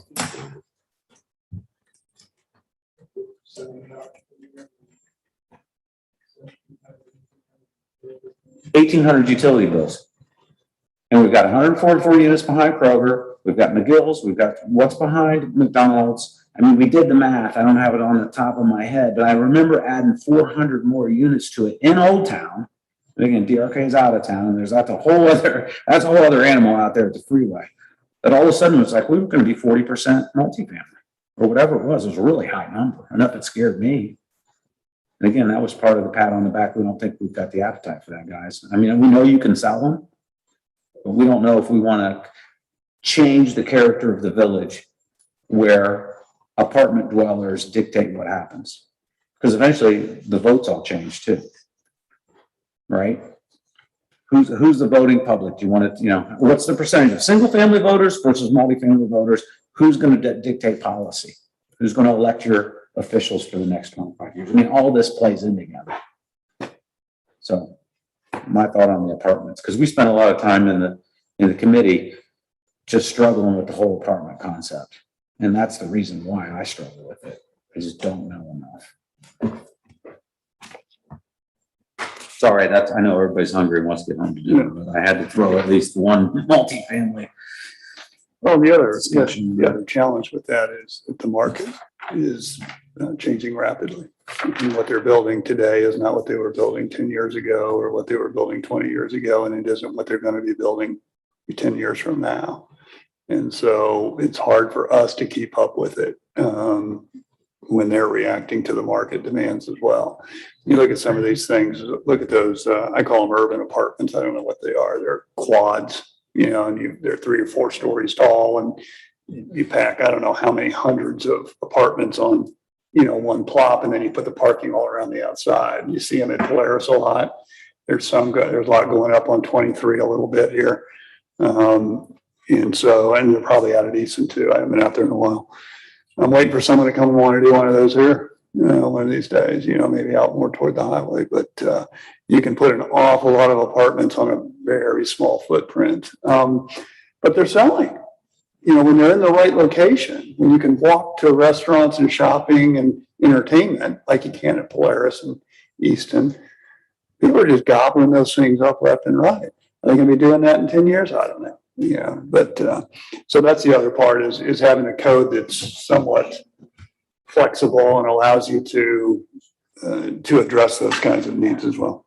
Somebody might tell you, okay, now you got the DRK product, just what they said it was. It's got the pool, it's got the meeting facility, it's got the conference room. It's designed for empty nesters, no kids, start homes, singles, whatever.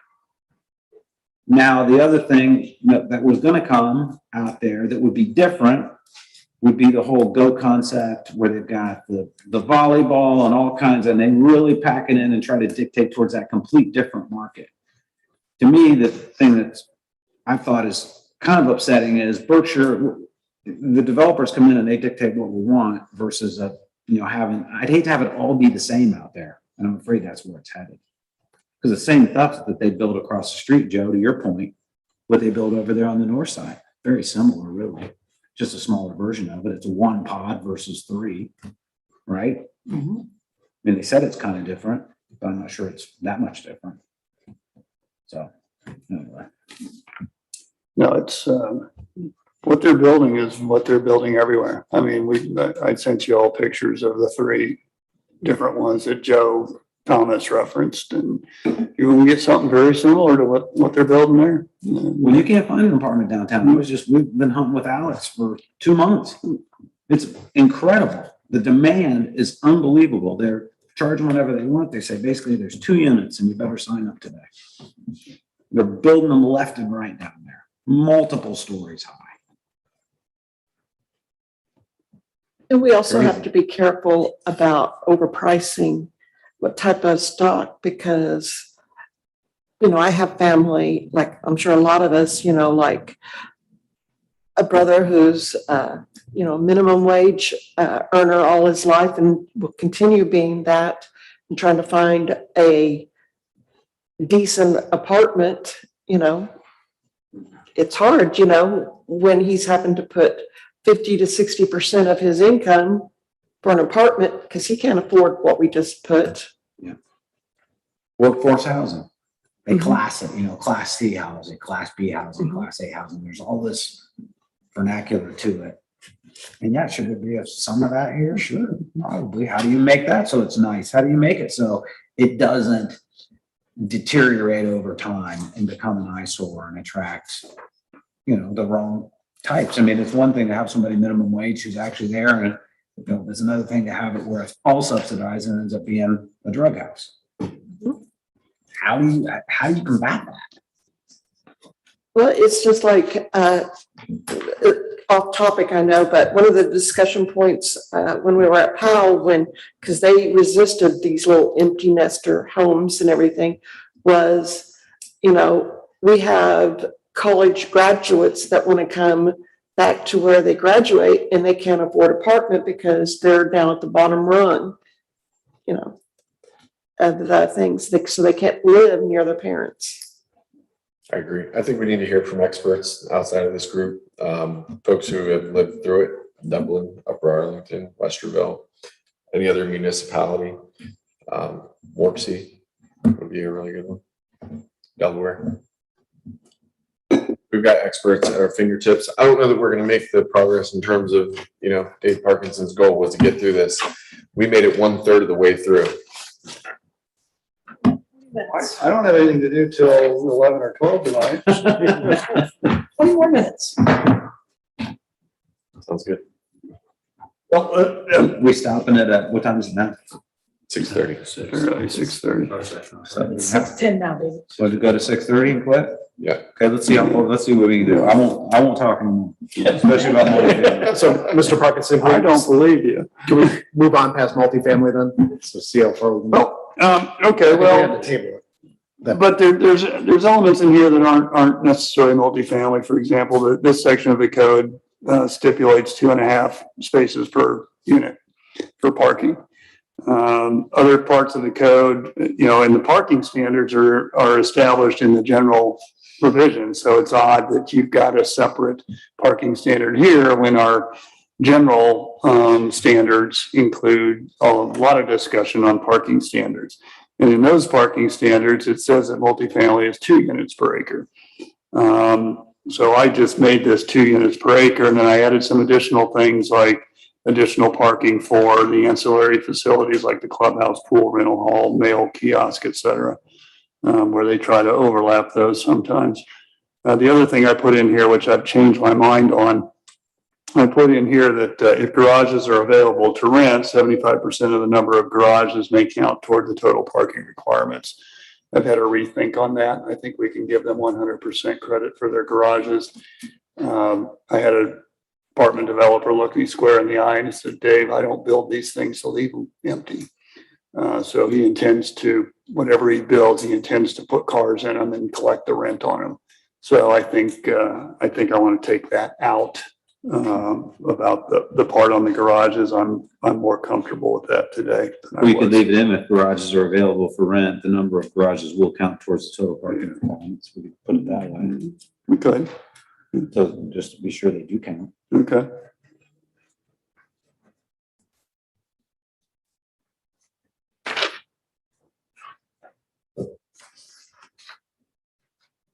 Yeah, I did have one more question. This is called multifamily residence district. Is single family dwellings, is that what I would see when I drive down towards Lakes Country Club off to the left? Owner occupied condos that look very nice. They're on a big plat of land, 50 acres. That's not it. I don't know condos. Condos are still condos, but they are single family condos, Right. single family dwelling condos. We met with a developer who was telling us about something called Home Rental USA. Yeah. And he builds subdivisions with homes on them. Right. For renting. He sells none of them. They're all rentals. But multifamily district inherently, we aren't dealing whether it's rent or own. We're not. That we're dealing with the structure, the land, what buildings can be built, not the tax classification in which other entities can, weigh in on. I guess my point is, we keep on going back to multifamily, but this also applies to single family dwellings, and inherently the parameters that have been put on this district will make it impossible to put anything on that. And if anybody can show me another way it can be done, I want to know. If somebody can show me how this district actually accommodates any development, I want to see it. R4. That we've just been talking about. Yeah, R4. And we don't have to go into it now, but I need an example of how this works.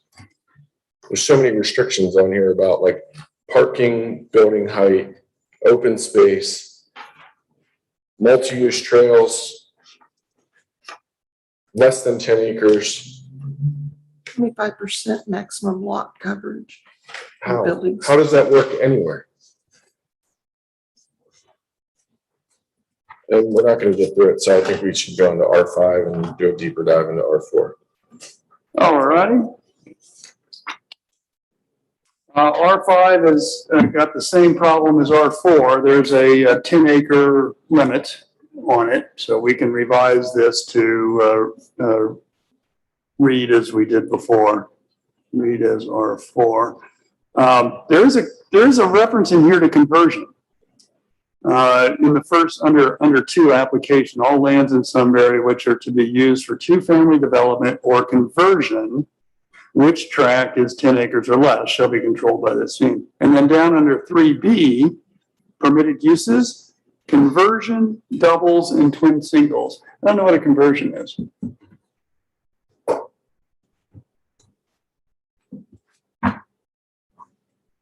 I suppose, is that you take a house and convert it into a duplex? Talking about 2-family residences, so probably, yeah. But it is not, conversion is not in the definitions. So anyway, I just highlighted that. So item B, what 3B, conversion, doubles, twin signals. Those are permitted uses Right. within this. What are those? Doubles or twin singles.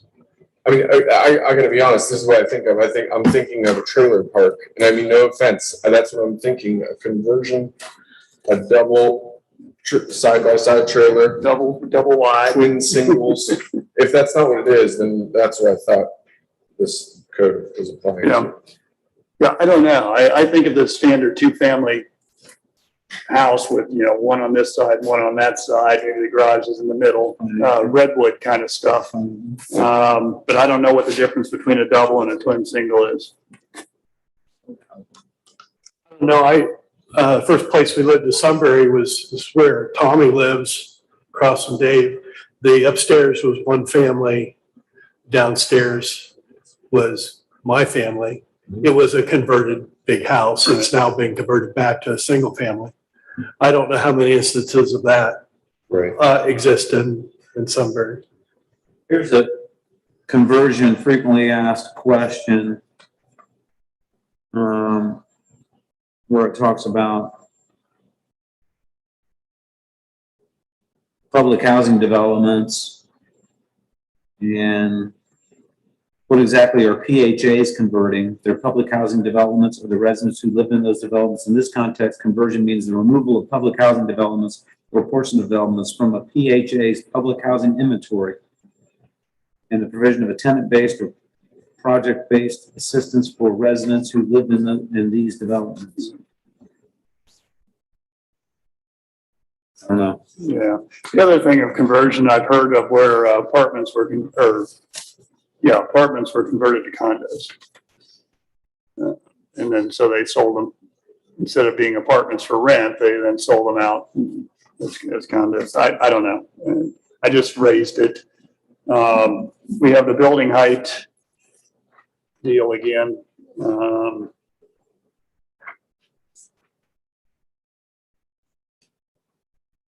I did throw out a silly example of the accessory building height that shall not exceed the height of the primary structure.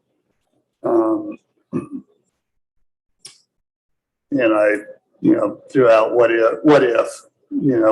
the building was built on a hill behind the house, it would be the same height, but it would stand way up over the top of the roof line. Or what if it was built down low?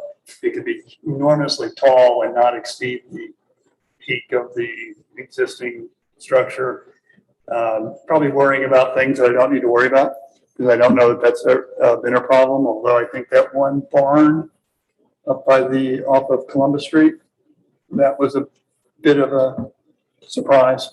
But that wasn't one of these sections. That isn't in this section of the code. Reading the two-family district introductory paragraph, it talks about to promote diversity within the housing stock by permitting limited amounts of two-family housing development on vacant sites or through conversion within the limits of the Sunbury Planning and Zoning Ordinance. To me, that is converting houses. Up downs or side by side two families somehow. Putting an outside entrance into the upstairs, putting a second kitchen upstairs and making it an up down duplex. I think that's what that was designed to do. I mean, so many of this R4 and R5, it never comes before us. I mean, we have one chunk of it. It's all we've ever had. No, other than saying we want to put multifamily on it. Can we move it around? That's as far as it's ever gone. R5, there is some R5, but it's all existing stuff. So most of it, even though it says R5 on our zoning map, are single family homes. So there are a few, but technically by this, if there are R5 now, they could be two family by converting it to one. Okay, so that's what a conversion is. And then, we have. That's my best guess. I mean, I didn't write this. That makes sense. Then on page 92 for the R5, rather than a lighting plan may be permitted, lighting may be permitted. We say lighting is may be required. And then I have they have to have trails in there too.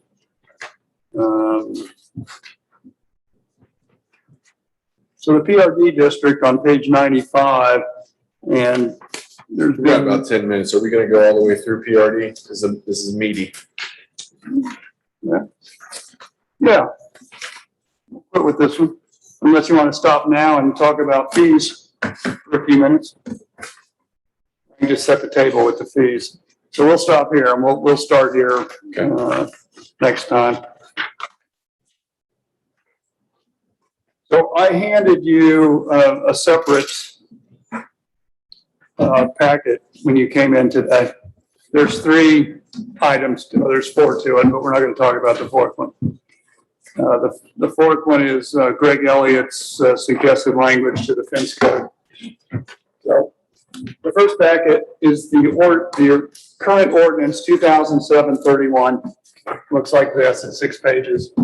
And I have gone through and revised it to include new fees, to update the fees. According to the, and this is my Bible for this kind of stuff, Engineering News Record, cost of construction, inflation from 2007. Oh, I'm sorry. I take that back. I actually went online and found the actual inflation rate, the cost of living inflation rate from 2007 to 2020 when I first did this. And it was about 25%. Is what the increase was from that period. So that was my target on here, was somewhere around 25 to 33%. I gotta ask you a question. Did Sure. you amortize that or did you just add up all the percentages? There's like an index. And so, yeah, it should. Plugged in the first year and it gave you the 2020 output? Yeah, Okay. right. Sweet. Good. Thank you. No, I didn't add 2%, 1%, 1.3. I didn't do that. I'll give you a lot of credit for that. Yeah. And so that was kind of my target for what it should be. And so what this is, I've just gone through and I've redlined out the changes and added in what I think the appropriate fee is for that particular section of the code. If you go to, and of course I didn't number these, let's go to the third page, which starts off at the top, A, preliminary plan zoning fees. On a lot of these, we have minimum and maximums. The minimum fee shall be this and the maximum shall be that. I think when they originally did this, they got them backwards. So for example, the zoning fee had no maximum fee. Well, that doesn't make sense because but the engineering fee had a maximum fee. The engineering fee should go up, continue to go up as they continue to add lots. And so I've kind of reversed those things a little bit. And I don't know if I explained that very well, but the engineering fees should not have a cap on them because there's no cap to how many lots you could have. To be absurd about it, if somebody submitted a subdivision for 1,000 lots, we can't be expected to review that for a maximum fee of $5,000. That's just not going to work. The fee needs to be commensurate with the fact that they submitted a plan for 1,000 lots. Can I ask one more question? Should Yeah. this be really reviewed with council and not planning and zoning?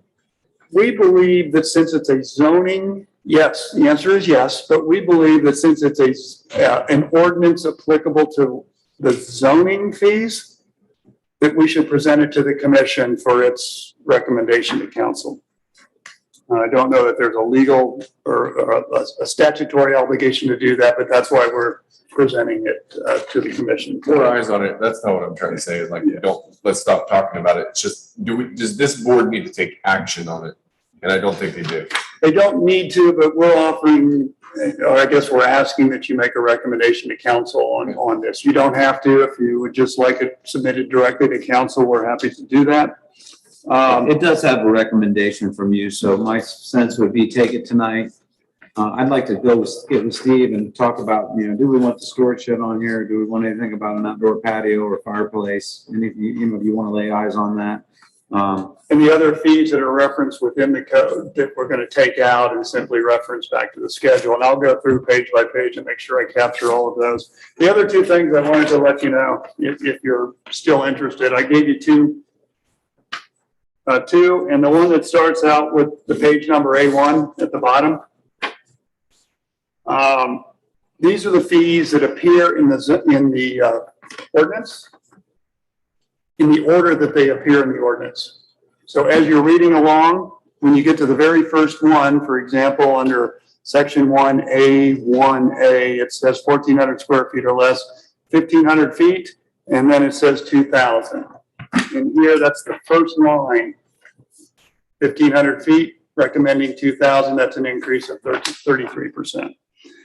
The second one is by the fee amount, so that you can see what all the $10 fees went up to. You can see what all the $15 fees went up to. You can see what all the $30, et cetera, et cetera.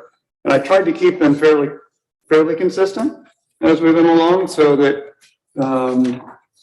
there's a relationship there. And so that's designed to help you understand that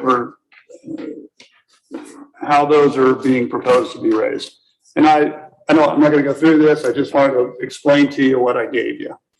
So if the commission is, if it's to your pleasure to go ahead and review this and make a recommendation, that's the information I provided you. If you're not interested, we'll send it on to council after we tweak it a little more with some of these other things that need to get tweaked.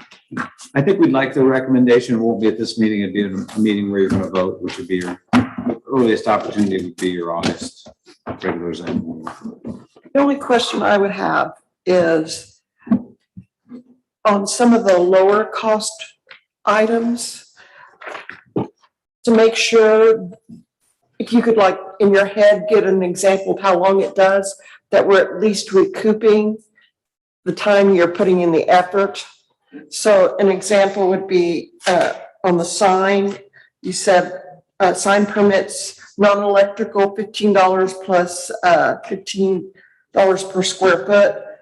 If it takes you 10 hours to do it, that's kind of where I would be interested to make sure that you're at least recouping those I'll costs. tell you that there was none of that thought put into this. This was simply taking the fees that you had and escalating for inflation. There was no cost of services analysis put to these fees. I'm just trying to get us caught up. Well, that's kind of my finance director hat. Yeah, I appreciate that. It's a great question, but that is a whole nother analysis that is well beyond this. Well, if you could maybe just do maybe 5 or 6 of them, and if you started at that, You need to, that's you a know, Steve. Stephen, you know, like, even if you just, I know it's too much to do all at once, but maybe if you just did a handful. But I'm pretty sure that if anything is $15 or $30, you're not recovering the cost of your service. Then at least we need to know that. So, okay, I can do that. And most of our electrical permits, temporary electrical, our current inspections of internal stuff, we break even at the current level. So these are certainly going to take care of break even points for now and in the future for a while. So.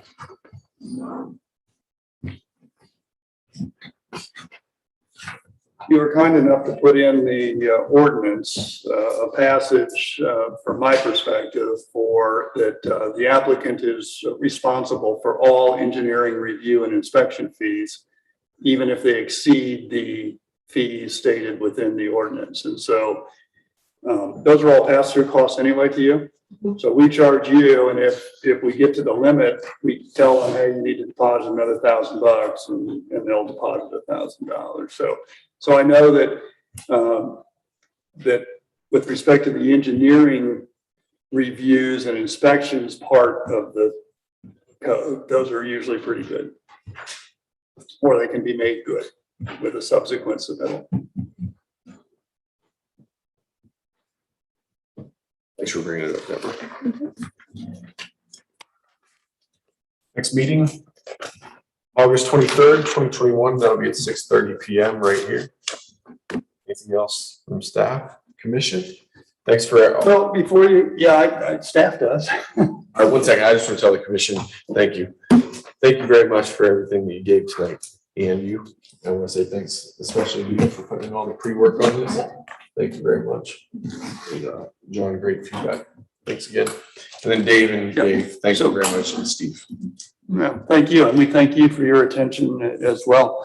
Do we want to schedule, or do we need the commission to schedule a work meeting if we want another one? Not this group? Well, I mean, this is the commission other than Greg's not here.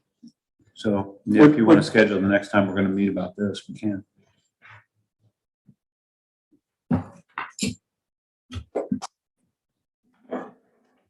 Now that you have it in your hands, you're welcome to review it. Again, our hope was to be able to review it and present it to you rather than have you read something and go, what the heck were they thinking when they did Could I this? make a recommendation that we don't do it on the fly right here. We come to our August 23rd meeting with our schedules ready to go. It'll be the first agenda item to line up the next work group session. That'd be okay? After the root canal at the dentist, they don't schedule you for your next root canal. Right. It's just a checkup, you can get away with it. But this was more like the root canal. That sound okay? All right, motion to adjourn. Second. Second by Rick Ryman, discussion. Roll call. Mr. Hokenhour. Yes. Mr. Lawrence. Yes. Mr. Ryder. Yes. Ms. Miller. Yes. Mr. St. John. Yes, thank you. Two quick things. We made Do we know what's making that? That popping noise coming out of that speaker in that well. Man, if I was sitting in that back corner, that'd be driving I me know. crazy about 2 hours later.